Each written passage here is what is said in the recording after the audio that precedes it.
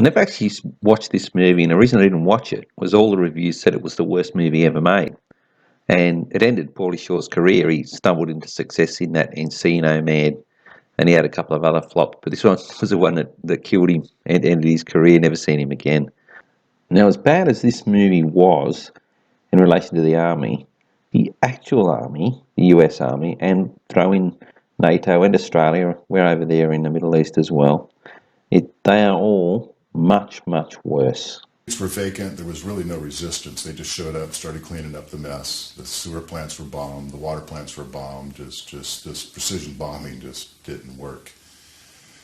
These little kids were really disturbing. They came out after 3 days. They were in shock and they were starving. And he said for another couple of days, they would just watch them from the background. And eventually they realized they weren't going to be fired upon, and they just all of a sudden went off and started feeding on these little tadpoles that were in the ditches there. And our soldiers couldn't feed them. They couldn't do any help at all. And so these kids started throwing rocks. And they pelted our soldiers for day after day, and then the orders finally came through to shoot these kids so they could get the bodies cleaned up. He didn't engage in it, but others did. And they were so frustrated. Here they were just, 6 months before they were at Ronald McDonald Land.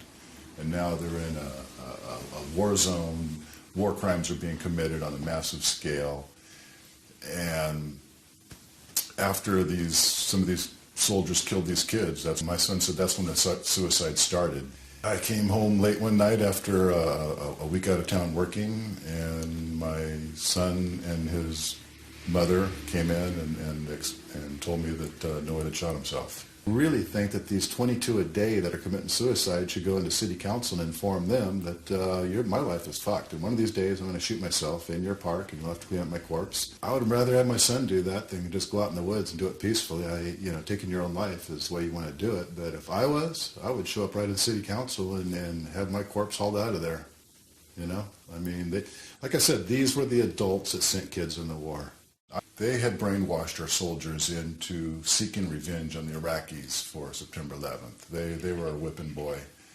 And apparently the doctor got a call, his family had been bombed, and he was coming up through a checkpoint, was frustrated, looked different, and the order just came down for my son to shoot the guy. And shot him, got him through the neck. But until you educate the population, it'll just never change.